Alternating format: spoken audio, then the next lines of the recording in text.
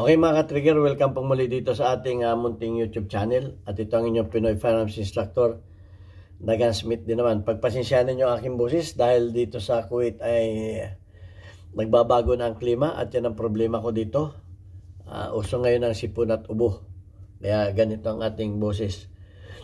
So, bago ako bumati at magpasalamat ay gusto ko lang munang basahin ang ating content ngayon mula sa katanungan ni Salvador Junior Baracas. Ang sabi niya, "Good day sir, tanong ko lang po, pag-load ko po sa RIA GI 1911 9mm, nakarga sa mag ay 9 rounds, hollow point, Magtech First Defense Guardian Gold 124 grams ang brand, ay ayaw po mag-cycle ng sunod na round. At yung bala na tumalsik ay lubog na yung ulo. E di ramp barrel naman po yung unit ko. Di ko po sinubok iputok sa range kasi mahal ang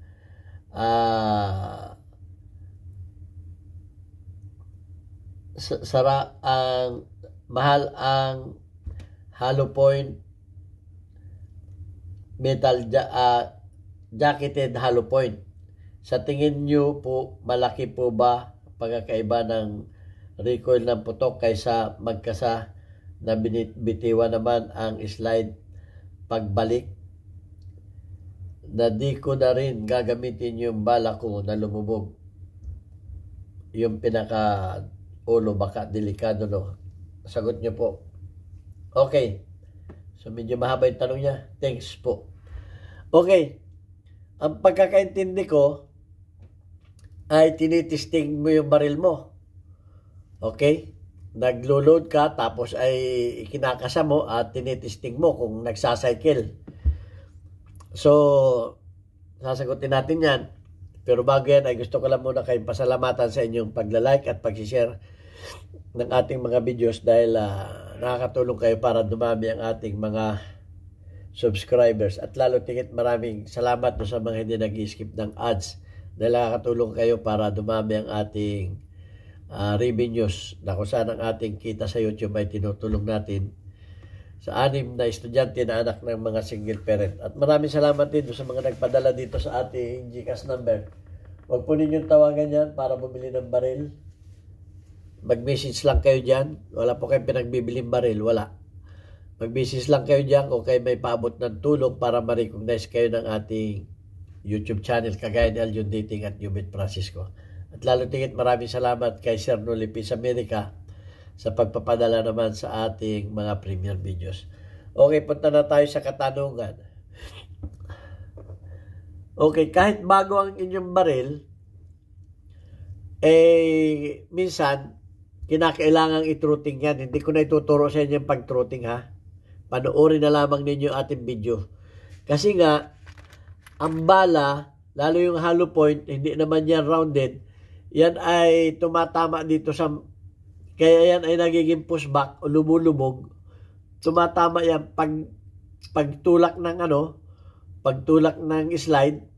Minsan yan, hindi man niya shoot na shoot, tumatama minsan niya sa mga gilid. Okay, tumatama minsan niya dito sa mga gilid dito. So, kaya nga ito ay tinotruting ito. Kumbaga binabawasan. Hindi ko na ituturo sa inyo pagtutruting. Haba tayo. So, ang advice ko na lang ay panoorin mo yung pagtutruting at tingnan mo kung kaya mong i-DIY. Kung hindi naman, ay dalhin mo sa mga professional na gunsmith. May videos naman tayo dyan. Okay, so ganito kasi yan. Buhin natin ito.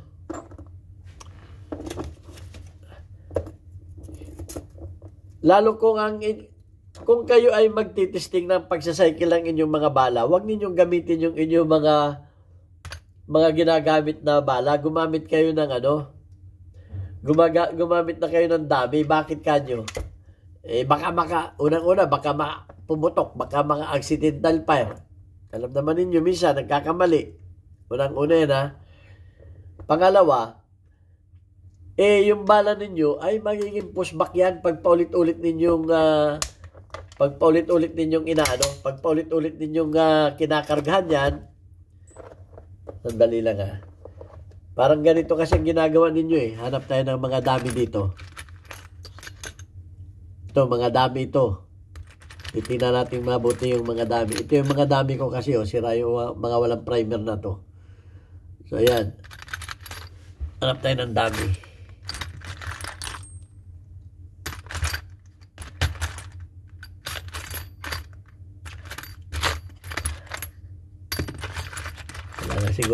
Siguraduhin natin yung dami bullet natin.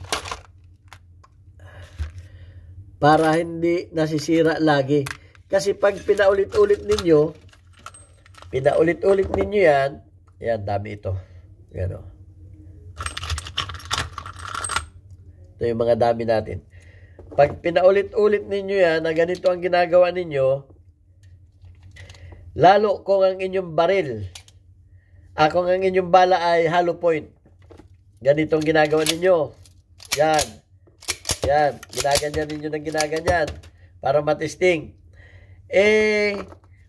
Lalo kung bago ang inyong baril at hindi pa yan nabibreak in at hollow point pa yung ginagamit ninyo, at hindi pa natutrotting, ay mapupusbak talaga yan. Ang mangyayari dyan, ay iiksi. Kasi nga, sasalpok yan doon sa ramp Sasalpok. So, yun ay nagiging pushback o lumulubog yung inyong head. So, kung gusto ninyong testingin ang inyong baril sa cycle, ay dami ang inyong gamitin. At para masigurado ninyong ang baril ninyo hindi nagluluko, iputok ninyo ng live. Iba po yung putok ng live. Kisa dyan sa minamanual ninyong ganun. Minsan okay yan sa pagmamanual ninyong ganun. Pagdating sa live, sa actual na pagputok, bumabatangal pala. O magkakaproblema kayo. Kung gusto ninyong matisting yung baril ninyo talaga na yan ay nagsacycle, huwag kayong umasa na minamanual lang ninyo na ganyan. Minamanual. Okay yan. Minamanual ninyo. Paano kung pag pumutok yan ay may problema pala? O, asak-asak kayo ngayon. Tinesting ninyo ngayon. Pinuno pa ninyo yung magazine ng bala. Okay, pinuno pa ninyo. Yan. Pinuno pa ninyo ng bala yung inyong puro mga dami to Pinuno. Kaya ako nagagawa ako ng ng dami talaga. Okay, Pinuno nyo. Asang-asa kayo ngayon. Okay. Asang-asa kayo ngayon. Ay, nung enkwentro na pala, bumabatangal pala yung baril ninyo. Iputok ninyo. Iba yung putok. Iba yung baka yan ay hindi, yung recoil spring niya na hindi nakatuno sa bala ninyo. Iba yan. Huwag kayong manghinayang sa hollow point. Iputok din ninyo ng mga ilang hollow point. Kung talagang bago pa yung baril ninyo para malaman ninyo. Kisa naman sa ginagano ninyo, yun, nagpupusbak yung mga bala ninyo. Hindi ninyo napakinabangan. O sabi ninyo, nagpusbak na, delikado na yan, mataas na ang pressure niyan. Buti sana kung kayo ay meron itong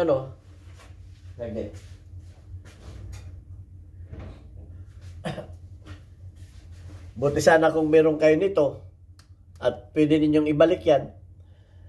At kung gusto talaga ninyong magtesting ng ganyan, gumawa kayo ng ganito. Gumawa kayo ng ganito. Kumuha kayo ng ganito, magtanggal na kayo, tanggalan ninyo ng powder, iputok ninyo yung primer, yan. At ang gawin ninyo doon sa basyo, lagyan ninyo ng kahoy doon sa loob. Para hindi mag-pushback. Yung sakto lang ba? Yung sakto yung kahoy doon. Tapos lagyan ninyo ng glue, saka ninyo ibalik yung head. Kamukha nito mga ginagawa ko, pan-testing. Kung talagang gusto ninyo testingin na ganun. Di kaya, huwag kayong manghinayang sa hollow point. Kung kayo ay may hollow point, mag-ano kayo ng mga 2-3 hollow point. Kung gusto niyo yung pan-testing na ganun, kung gusto niyo matesting sa hollow point na ganun. Pero ang advice ko, hindi reliable yung tinitesting lang ninyong ganyan.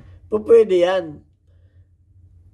Testingin ninyo. Pagkatapos nyo yung matesting na ganyan, testingin din ninyo na pumuputok, actual. Mahirap yan. Testing kayo na testing na ganyan. Hindi naman actual na pagputok. Yung pala pagdating sa putok, palpak.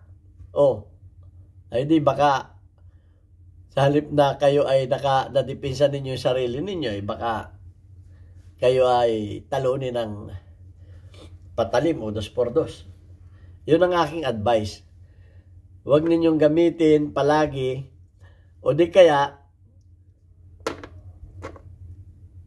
pagka natisting yung bala, wag pa ulit-ulit ninyong ginaganon. O natisting na ninyo, ibabala ulit ninyo dahil lumuluwag yan sa katagalan kasi nga natutuktok yan.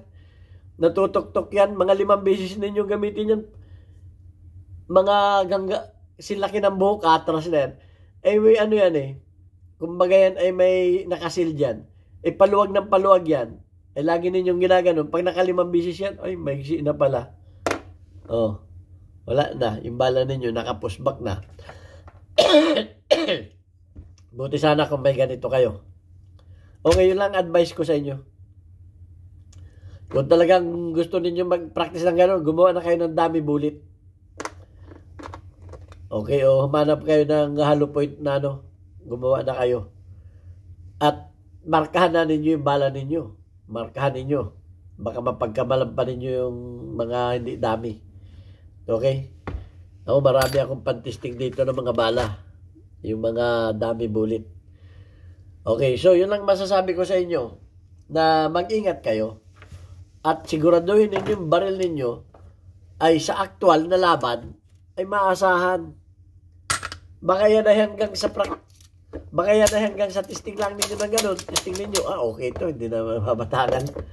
Kung ipinutok ninyo, bumatangan. Iba po yun. Iba pa rin yung totoong putok. Iba yung impact ng recoil. Iba yung impact ng power ng baril. Kaya nga, yung baril, mabalahan mo lamang ng iba ang grain. Nag-iiba na rin. Hindi na rin nagiging katuno ng mainspring. Dapat yung inyong baril ay katuno ng inyong bala. Kasi nga, maraming klase ng bala Gagaya na sinabi mo, may 124 grain, may mababa, may mataas. Siyempre, humahanap ng kasundo yung inyong baril. At kung ano yung kasundo na bala ng inyong baril, yun ang gamitin ninyo. Okay, hollow point ka ng hollow point. Ayaw naman ng hollow point yung iyong baril dahil hindi nakatrotting.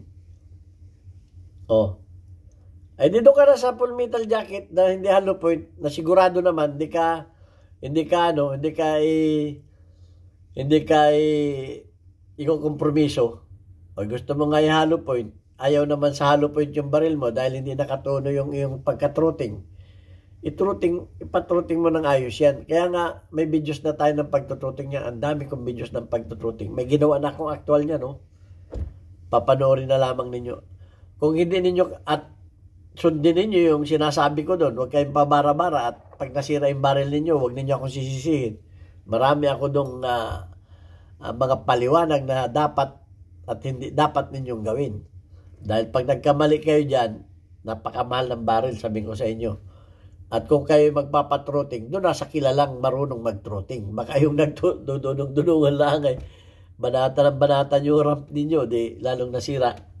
Okay, ingatan po natin ang ating mga baril. Yan ay katumbas ng ating buhay. Yun lang masasabi ko. At kumuha tayo ng bala na hindi ikokompromiso ng ating baril. Huwag tayong umasa sa mga hollow point na babatangal naman sa aktual na putok. So, yun ang masasabi ko sa inyo. Okay, sana advice lang yun sa akin at sana may natutunan din tayo. Pasensya na kayo sa aking boses, hindi ako masyadong mahabang magsalita ngayon. Okay, shout out lang sa ating mga community spotlight. Shout out kay Indisi, Sir Nolipis America, meron kang 71 engagement. Shout out kay Chocolate_Boy, meron kang 33 engagement. Shout out kay Alfred Molihar, meron kang 41 engagement. Shout out kay Adonis Pitogo, meron kang 4 engagement. At shout out kay Rugfords. Meron kang 84 engagement. Okay, shout out sa ating mga kababayan sa Pinamalayan Oriental Mindoro. Meron na tayo diyang bagong Papa Burger. At sa halagang 40 pesos, buy one take one ang inyong burger. At matatagpuan ninyo doon sa dati kong masishop, Alvarez Street, Pinamalayan Oriental Mindoro. Maraming salamat po sa inyo.